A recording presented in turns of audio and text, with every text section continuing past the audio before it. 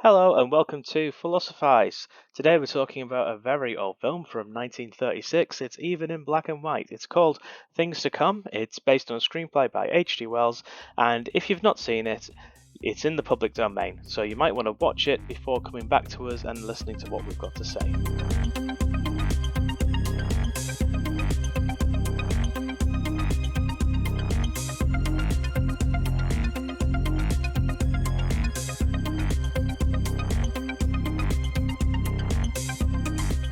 Hello, Dave. Hi there, Matt. How are you doing, mate?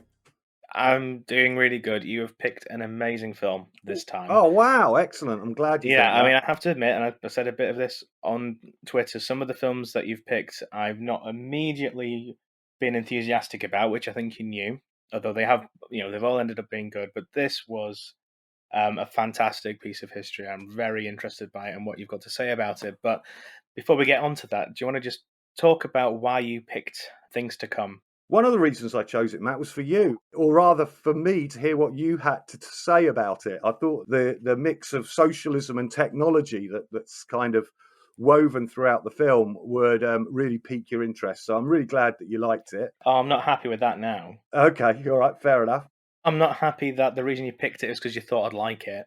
No, And that I liked it. I don't know. I just don't like being predictable. I picked it not because I thought you'd like it. I was just interested about what you'd have to say on it. So Okay. that's slightly different. That you liked it's an added bonus. Anyhow, another of the reasons I chose the film is one of the things I really want to do with this podcast is go back and look at some origins. And this is, if you like, one of the origins of audiovisual sci-fi, of on-screen sci-fi, big budget British film from the mid-30s during one of the golden ages of cinema. And it's a lavish production, really taking itself seriously. And it really is one of the origins of, if you like, high-class cinematic sci-fi. It's interestingly, when Arthur C. Clarke and Kubrick were putting 2001 Space Odyssey together in 1968. Space Odyssey. Oh, I keep doing that, don't I? He's a big David Bowie fan, so that's what's happened there. Bowie will hit this podcast at some point as well, I got to say. Space Oddity. Space Odyssey. Did I do it again? Yeah, I'm leaving this in. Yeah, I'm just looking at my notes. I've actually written oddity in my notes and not realised, and that's why I'm going to keep looking at it. Anyway, Arthur C. Clarke recommended that Kubrick see this film as an example of grounded science fiction, as a kind of ethos for the way in which they would work on 2001. There was a contemporary review of 2001, I think. This is just off Wikipedia. I can't remember who wrote it, where they complained that if you wanted to go back to find the previous film that was like this, it was just Things to Come. There hadn't been anything in decades that sort of met that tradition. Brilliant. So there you go. I mean, the serious science fiction on screen is difficult to find, I guess. And this is one of the keynotes of it. So that's one of the things I want to do. Go back to some of the origins. And the other is it's written by H.G. Wells. In some of the promotion and even on screen, it says H.G. Wells, Things to Come. And, H.G. Wells is seen as the father of science fiction to a certain extent. Jules Verne was before him, and from the 1830s, early 1830s, I think he was born, lived until the early 20th century. But it's really H.G. Wells that really inaugurates and develops the science fiction genre. And so The Time Machine, 1895, Island of Dr. Moreau, the year after that, The Invisible Man, year after that, War of the Worlds. And if we don't touch some of the film versions of some of those during this podcast run, we will be very, very amiss. So, there's lots of great reasons to talk and think about this film, other than the film itself, which is absolutely awesome. I absolutely love it. I love the way it's produced. I love the way it's shot. Didactic, it's a bit clunky, but you've got to remember, it's 1936. Sound films have only existed for 5 or 6 years. Yep. And yet it feels really natural. But there's still some of the hangovers of some of the silent era, big gestures and stuff like that. Certainly, I mean, I'm not an expert in silent film at all, but it feels like a silent film soundtrack in that the the music in the montage sequences seems to really be telling a story Yeah, and sort of driving the narrative on. I agree, absolutely. You know, it's during an age transformation. You know, we haven't got the big color productions yet. Hmm. Color's going to come in a few years' time. 1939 is Wizard of Oz, for instance. You know, where it reveals Technicolor after a black and white sequence. You know, that's the exceptional aim. So it's at that time, post sound introduction, pre color, that little window when cinema, a golden age of cinema, when people were trying to do everything with the cinematic medium. And I think it really comes through in this film. So look, we'll return to some of those things a bit later, but shall I just give a really brief overview of it? So the film's set in three periods. 1940, it's Christmas, but there's something brewing. War's brewing beneath the surface, and that indeed comes to fruition. And there's a massive world war which captures up some of the main characters, but in particular, the main focus, John Cabell. And then we get a kind of montage sequence between the first and the second part, which is very expressionist, barbed wire, shadows of tanks. Up on the screen flashes 1955, 1960. A big pandemic happens, the wandering sickness, and then we hit 1970. And 1970, civilization, as one of the characters said, is dead. Everyone's living in rack and ruin. They're living amongst the detritus of a destroyed civilization. And into that returns John Cable, now an old man, and he's trumping this idea that there is a new dictatorship, and they're called Wings Over the World Communications. They're there to create order, to clean things up, to get rid of these tin pot despots and dictators that are ruling little pockets and get rid of these nation states. But he's captured by the boss of this area, and eventually Wings Over the World come to free him. And put down this tin pot dictator with the gas of peace. Then there's another montage sequence, and it's really, really lovely one. It's kind of like a dance of the machines. It's visual, symphonic music. The composition is beautiful. The way in which it's put together is lovely. And there's a voiceover from Cabell saying, now we have to put the world in order. We have to settle, organize, advance this zone, then the next. Tear out the wealth of this world and exploit it.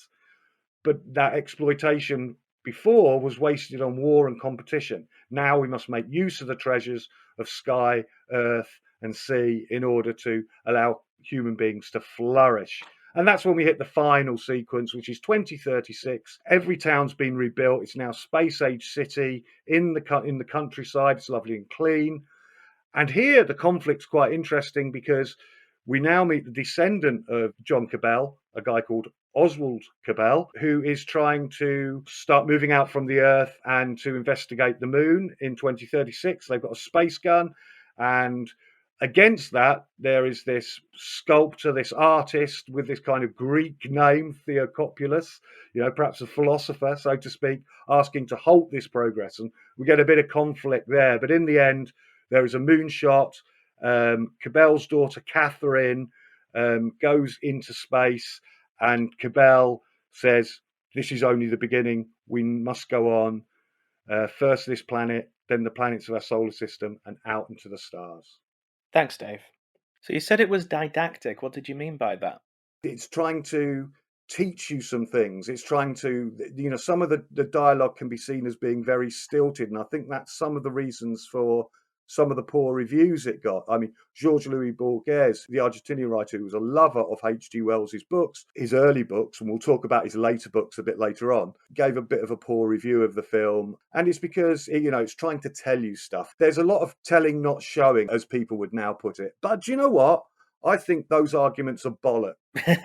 I'm just saying it's didactic. I'm not saying it's a reason to dislike it for that. It is what it is. And I think it's absolutely awesome in the way it performs. Don't be too sure of progress. Oh, listen to the incurable pessimist.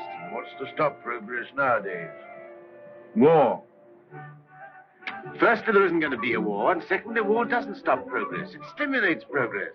Yes, war can be a highly stimulating thing, but you can overdo a stimulant. Oh, well, after all, aren't we exaggerating the horrors of war? Don't we rather overdo that song? After all, the last war wasn't as bad as some people make out. We didn't worry. Something great seemed to have got hold of us. Something greater still may get hold of us next time. If we don't end war, war will end us. Well, what can you do? Yes. What can we do?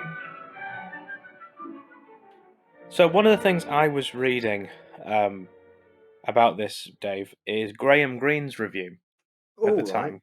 Graham Greene, the author. Yeah. And Graham Greene didn't like it that much.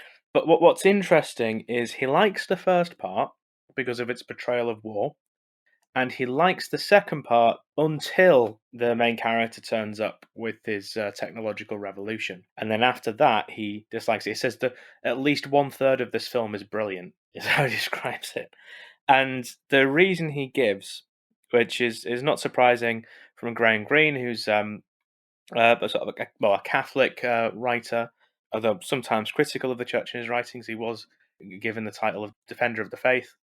But he says that the sort of technological utopian stuff, which starts with the Wings of the World narrative in the apocalyptic stage, is naive, and that it's a product of the mind without religion trying to conjure up heaven. So it's a very religious critique of what's going on there. And I think that's an interesting place to start looking at the second part. So what I think is quite interesting, so it's prophetic in the sense it's predicted the war and the way it's depicted war on an industrial scale and sort of depicted that in the montages. But it's interesting sort of comparing how this vision of what a dystopian future in the second part looks like to dystopian pictures that come after the war. Now, what I would say is the big thing, well, there's two big things that aren't there but have different archetypes, and they are the a computer technology and the bomb. What takes their place is airplanes and gas and bio warfare, which I think is interesting. So it's sort of like, gas has got to have been the most murderous weapon.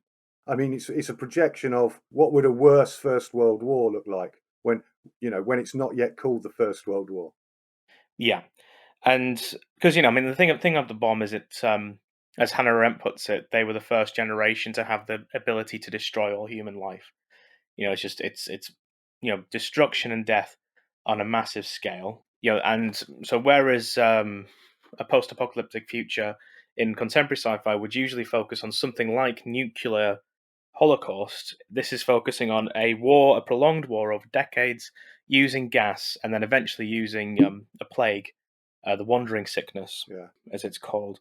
And the other is just the way that air travel and airplanes are discussed. It's set up in the first part as a newspaper that you see, and it says troubling statements by the Minister of Air. And I thought that's a really odd expression. I thought Minister of Air. And when we get to this dystopian thing, the sort of the local dictator is desperate to get airplane travel, and Cabell has arrived and he's saying, wings of the world, we've got air power, and the thing that allows them to do things is both huge airplanes and then obviously gas. So I think it's interesting that you've got the pinnacle of technology is mastery of the air rather than sort of computer machinic technology, which only really enters popular imagination through the developments of the Second World War. And then gas, which becomes the gas of peace, sort of turning. Yes. Yeah, it's sort of equivalent to turning nuclear bombs into a power plant. Is the equivalent of turning the technology of gas into a sleeping gas that allows you to pacify without harm. So the specifics are different to how things are depicted now, but the structure's basically there. It's that there's kind of the Star Trek idea that there's going to be a big world war, and then finally technology will arise that will eliminate all need and bring peace. Although it's a much more Marxist view than Star Trek because it had to be won over in a war rather than just spontaneously happening through a collective vision of humanity as it is in Star Trek. Yeah, paradigm shift rather than a natural evolution. Yeah. So yeah, I find that really interesting. I also find, the slogans that I use. This is something else that Graham Greene's not particularly happy with, is the slogans that Cabal uses. I belong to World Communications. Greene specifically says he's irritated by that. Wings of the World. It sort of feels a bit more Marshall McLuhan than Marx in Oh, very good. Okay, you're all right. Yeah, Go on. it's the idea of The medium is the message. and the global village and Yes. technology is what brings us together. The wife of the boss, the dictator, the chief in this sort of little dictatorship says we're completely isolated. I wish I could go out to places, and technology thing that makes the world smaller. Well, it makes the world bigger because you can travel to it all. So it's smaller and big at the same time. I can't complain. I have everything that is to be had here, and yet this is a small, limited world we live in. You bring in the breath of something greater. When I saw you swooping down out of the air, when I saw you marching into the town hall, I felt this man lives in a greater world. And you spoke of the Mediterranean and the East, of your camps and factories. I read about the Mediterranean and Egypt and Greece and India. Oh, I can read a lot of those old books. I'm not like most of the younger people here. I learned a lot before education stopped and schools closed down. I want to see that world.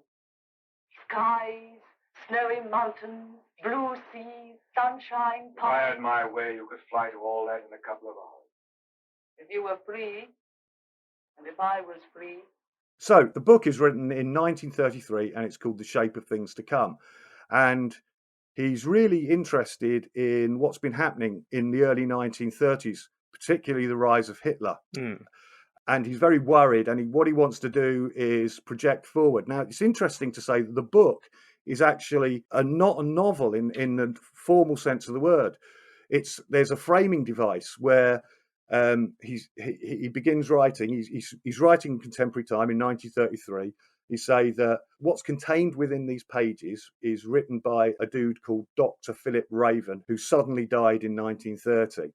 And he left all of these papers, and he's been working on them since, and now he's publishing. And these papers are kind of like aphoristic and not completed, and they kind of describe what's going to happen. I'll read a little paragraph from the very opening of this framing device. So here we go. All this time I've been holding back a manuscript, or rather a collection of papers and writings entrusted to me. It is a collection about which, I think, a considerable amount of hesitation was, and perhaps is still, justifiable. It is, or at least it professes to be, a short history of the world for about the next century and a half. This is exactly what the manuscript is. It is a short history of the future. So what he's saying is, Dr. Raven was reading a book in his sleep and started making notes about it and died in 1930. Everyone thought the work was a bit weird, but everything that he wrote that happened between 1930 and 1933 has come to pass, including the rise of someone like Hitler. So he decides to publish this book. And it covers the events from 1930 up to 2106. And we get economic problems, a war comes, and eventually what happens is a benevolent dictatorship arises that has the aim of world peace. They dissolve nation states, they outlaw religion, they promote science, and they get rid of bad dictators in a peaceful way. We mentioned the peace gas earlier, yeah? Yeah. And the people are seen now as a collective. Individuality is allowed to exist, but it's no longer based upon economic, devil take the hindmost principles, but rather individuals are free to develop their own talents and live in a utopia. At the very end of this book, the writer, who is H.G. Wells, but it's not really H.G. Wells acting as H.G. Wells, the writer comes back in and writes this. At this point, Raven's copied out manuscript comes to an end. Seems to me a little abruptly, but it is the end. He has written the word fini here.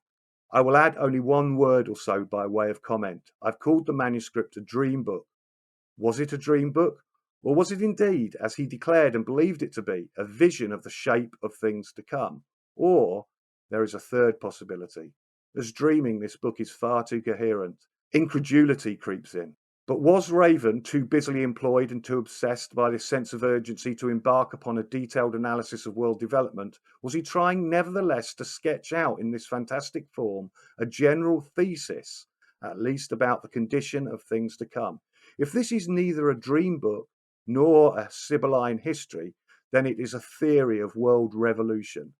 Plainly, the thesis is that history must now continue to be a string of accidents with increasingly disastrous trend until a comprehensive faith in modernized world state, socialistic, cosmopolitan and creative takes hold of the human imagination.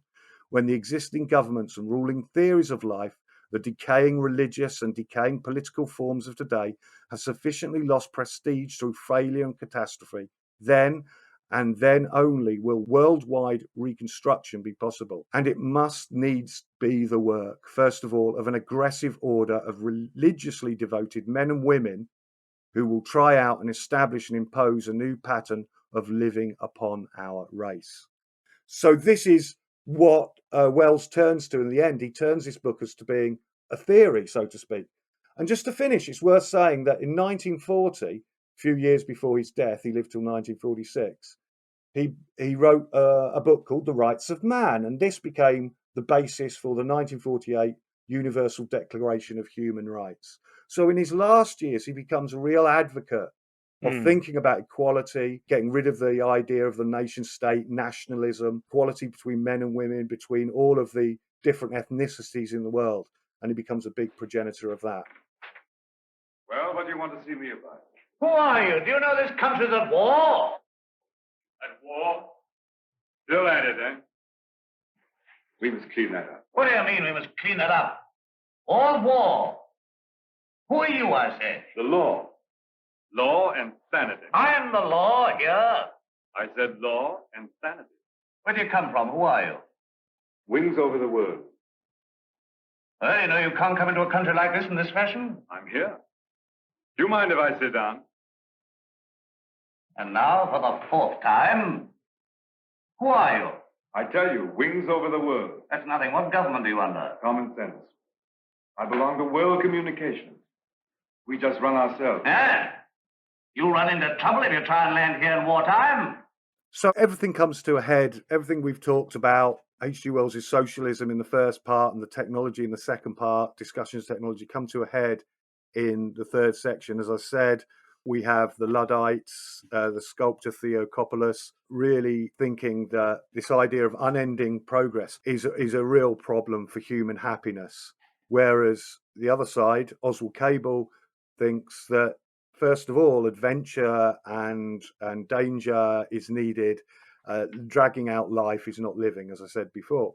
So what really interested me about this final sequence then was the fact that the utopia isn't just delivered, but it's also questioned. And it's questioned quite intensely because Theokopulos goes on a big screen. Again, some of the effects in this sequence are just beyond this world. They're just absolutely lovely. What is this progress? What is the good of all this progress onward and onward? We demand a halt. We demand a rest. The object of life is happy living. We will not have human life sacrificed to experiment. Progress is not living. It should only be the preparation for living. What does this space gun portend? Make no mistake about it. The slaveries they put upon themselves today, they will impose tomorrow upon the whole world. Is man never to rest, never to be free? A time will come when you in your turn will be forced away to take your chance upon strange planets and in dreary, abominable places beyond the stars. An end to progress. Make an end to this progress now. Let this be the last day of the scientific age. Make the space gun the symbol of all that drives us and destroy it. Now!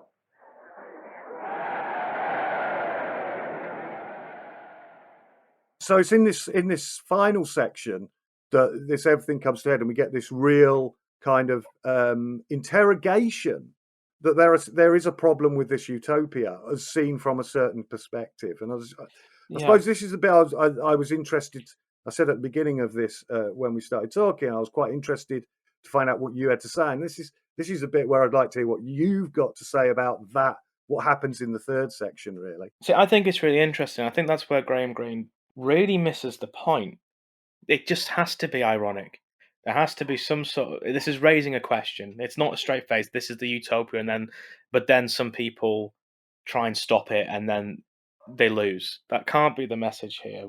So when Graham Greene says, it's just too optimistic, too naive, And the thing that really stands out for me is actually the section with an old man talking to, I think, his granddaughter, where he talks about how, oh yeah, it was awful in the olden days. People used to go outside and they used to have windows. And he talks about the age of windows. They didn't know about making artificial light. That can't be straight-faced yay technology.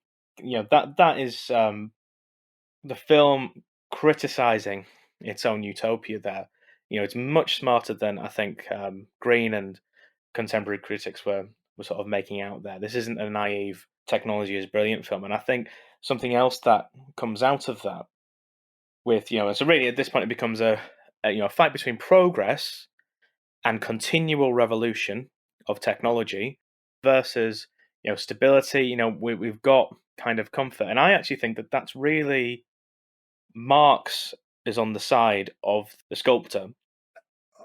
I think a pregnant pause is needed at this point. I think Marx is on that side because if we look at sort of contemporary ways of analyzing these things, we don't talk about the continual crises created by technology. We talk about the continual crises created by capitalism and its thirst for continual revolution, continual new inventions and things like that. That's not coming out of technology. That's coming out of a very capitalistic mindset, a drive to continue. Whereas the goal of technology, for Marx, as I understand it, I'm not a Marxist, in the academic sense, is that you get to a point of technology where everyone's fine, and then you stop. You just keep it going, and then everyone can be literary critics in the evening, and whatever the quote is. I think what's starting to happen in that film is that the ideology of technology is taking over. And just think of the colonial and imperialist ways in which the younger Cavell is talking about. We will continually go out and conquer and take over the world. We will never, ever, ever stop. Yeah. It's the film ejecting its premise. If there is a moral, it's not the one that's being disclosed by the characters. Now, another thing which I think just beautifully shows that there are tensions in this film, deliberately so, and it's actually, you reminded me when you were doing your recap of this line, but the basic presupposition of this history is that war does not create technological progress. And that is the thing that this film gets wrong. In terms of its depiction of what's happening. But it does raise it as a question with that character right at the beginning, who Gabel's sort of arguing with in a debate. Yeah, Passworthy, yes, yeah. But it does. I mentioned before that this film doesn't have computer technologies.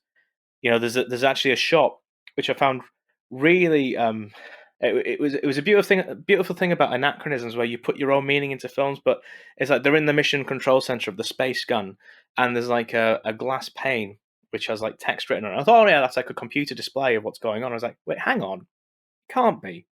That can't be what's intended there. That they can't have had the idea of a computer display yet. What is that actually meant to be? It might just be like an equivalent of a poster. And I look at it again and what's written on it, sort of, no, it's just describing what department they're in. But computer technology was created because of the war. And you mentioned the bomb earlier. Again, that was developed out of the war as well. Yeah, which creates nuclear batteries and which allows us to explore planets and do all the things that is being advocated here. And which of course this moonshot here happens in 2036. Yeah, that's exactly what I was going for. Sorry, there. Sorry. No, not sorry. No, I'll cut out you. Sorry, no, we're agreeing with each other. That's fine. yeah, fair call. Yeah. But yeah, no, that you're exactly right, Dave. Because the moonshot is so late, so unbelievably late. And why did the moonshot happen when it did?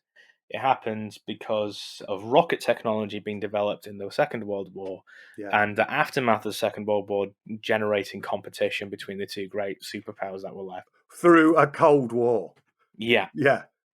I mean that's naivety of it. And what I like about that sort of final sequence, or actually, all of the different ideological positions here that are in debate with each other, is that all of the positions are naive. To say that war creates progress and that's fine is incredibly naive. To say that technology only develops in peacetime is incredibly naive. To say that, oh, enough of this progress, why don't we just settle down and start farming, which is more or less what we're getting from the sculptor. Yeah, these are all incredibly naive positions because ultimately technological development it's not, I don't buy the argument that it is not moral or immoral because it's just how you use it, but its progress is somehow exceeds all of these different human intents. The progress of technology is not entirely under our control. And it will grow in war, it will grow in peace, it will grow always until we stop doing it, but we can't. God, is there never to be any age of happiness? Is there never to be any rest? Rest enough for the individual man. Too much and too soon, and we call it death. But for man, no rest and no ending. He must go on, conquest beyond conquest. First, this little planet and its winds and waves, and then all the laws of mind and matter that restrain him. Then the planets about him, and at last, out across immensity to the stars. And when he has conquered all the deeps of space and all the mysteries of time, still he will be beginning. So, Matt, is there any final things you want to say about this film in any way, shape, or form? Yeah, there was one thing. So when I was sort of saying in the second phase, in the apocalyptic phase, where whereas in a post-war one we would have computers, they had airplanes, and post-war one we'd have the nuclear bomb, and they had sort of gas, the gas and the biowarfare. The other one I thought was interesting was fossil fuels. So, which I think replaces. Well, we would replace that with food. You've got this feudal dictator, and they do a raid on a coal mine or something like that. I can't remember what it was. It's just interesting that even though they've collapsed down to feudalism, it's post-industrial feudalism, and they're still fighting over resources in that very explicit way. Whereas in a sort of a contemporary post-apocalyptic scenario, the one that I can think of that most fits is the video game series Fallout, which Dave won't have heard of. I won't. It would be a fight for food and farming land, because in a post-apocalyptic scenario that we usually consider, all technology is gone. So we go back to agriculture. Yeah, and agriculture becomes difficult because of Fallout. Right, okay. How about you? Yeah, I suppose the final thing I've got to say is not anything about the content of the film itself, but just something on a little bit of its history. Originally, it came in at 2 hours and 10 minutes, the rough cut of the film. And when it was released, it was around about 1 hour, 50 minutes long. But the version we've got is an hour and a half long, which it was edited down to that during its run of 1936. And that's the print we got. And I don't know, I haven't been able to find out anything about if the other longer versions exist and what the content of them was particularly. So that's something I feel I want to look into a bit further. And just a warning to anybody who might go out and try and watch this film who hasn't seen it already. There's also a colorized version. Please don't watch that. Watch it in the original black and white. Yeah. There's no need. There's no need for that. It is actually freely available. We're going to be providing a link to archive.org. I've got the film available to download for free. Cool. I'll put a link on towards H.G. Wells' novel, which is on Project Gutenberg for free as well. Great film choice, Dave. Thank you, mate. I am so pleased you enjoyed it. I really am. I remember it from when I was a kid, and I went back to it, when we were thinking about what stuff we were going to put on, and I saw it again. The bit I remember was the gas of peace, and him in his uniform coming out and talking. I can remember that vividly from a child, watching it in the 70s. And rewatching it again was an absolute joy. And watching it now as a fully grown adult, it just blew me away with its production values. I mean, it's brilliant, isn't it? It's you're in a post-apocalyptic feudal society, and suddenly Mark Zuckerberg turns up and offers you world communications, and there's your utopia.